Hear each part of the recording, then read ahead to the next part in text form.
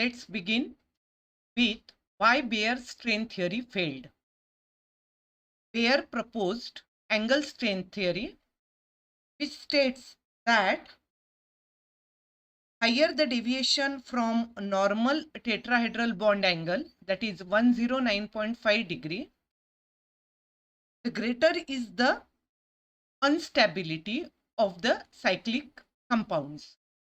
And he suggested that cyclohexane onward, all the higher alkanes are unstable because they possesses higher ring strain or angle strain.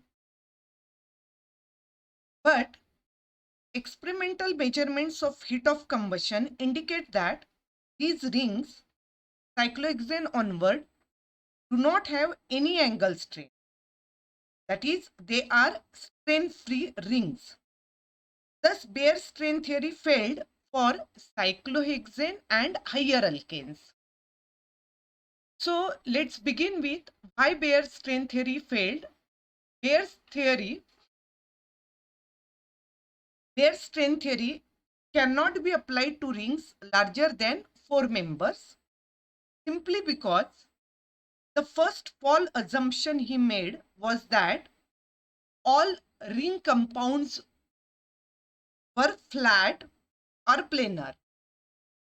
This is the first false assumption made by the Baer, that all ring compounds were flat planar.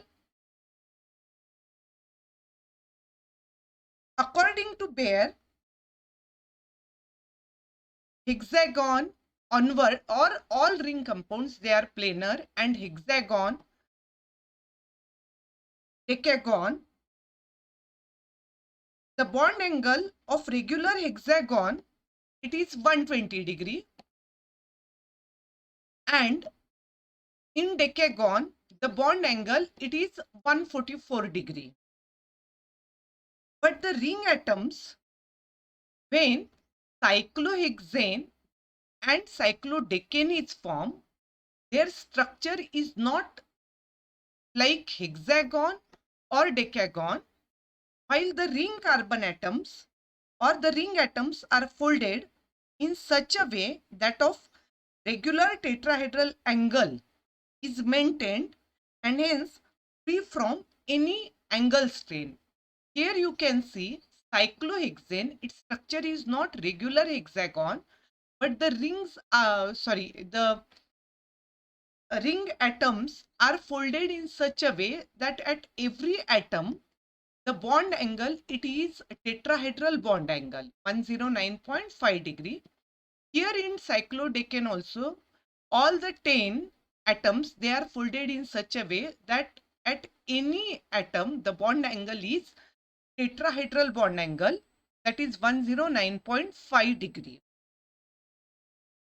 So,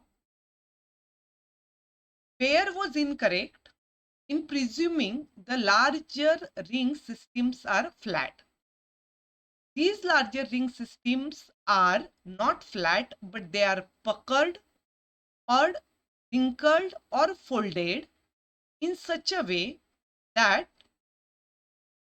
eliminate possible angle strain and to maintain the tetrahedral bond angle. If cyclohexane were really flat as assumed by Baer, then certainly it would have been unstable. But the molecule has avoided the angle strain by undergoing folding or puckering. Thus, cyclohexane and cyclodecane rings are not flat but are puckered or folded or non-planar, which are shown in these diagrams, so that each bond angle of carbon can be 109.5 degree.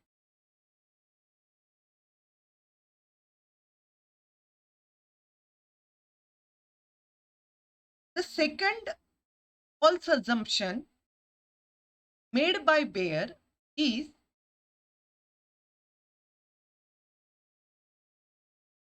larger rings are unstable because larger rings are difficult to synthesize.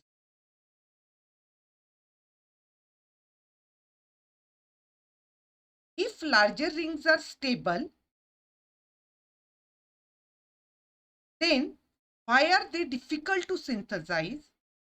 Here we come across their second false assumption. According to him, larger rings, as they are difficult to synthesize, that's why these are unstable. But a compound is difficult to synthesize does not necessarily mean that it is unstable.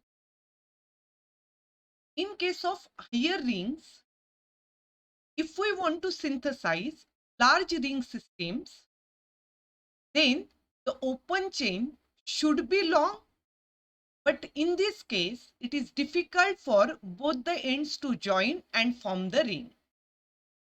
See here, this is the ring we want to prepare. It is a larger ring.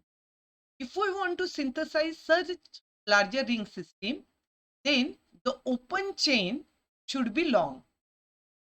And if open chain is long, then it is very difficult to bring these two ends closer and to join them.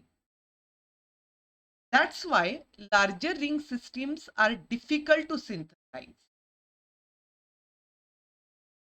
Secondly,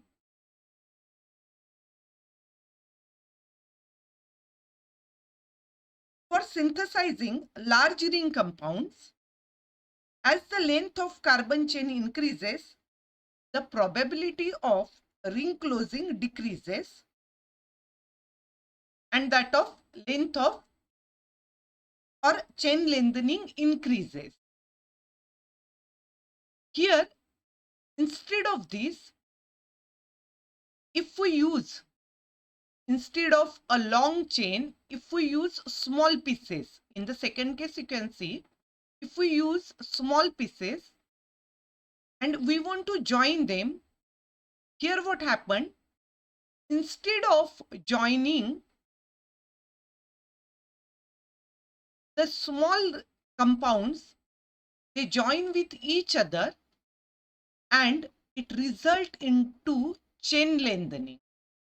See here, the first, second and third, these three compounds, they join with each other. They are not forming a cyclic compounds because it is difficult to join these two ends. What they are doing? They are joining with each other and a more long straight chain is formed. That's why larger rings are difficult to synthesize. It doesn't mean that as they are difficult to synthesize, they are unstable. So these are the two false assumptions made by Bayer, and hence Bayer's theory failed. I guess you understand all the two false assumptions. First assumption made by Bayer was all the cyclic systems or all the ring compounds are planar, and second, larger rings are difficult to synthesize and hence they are unstable.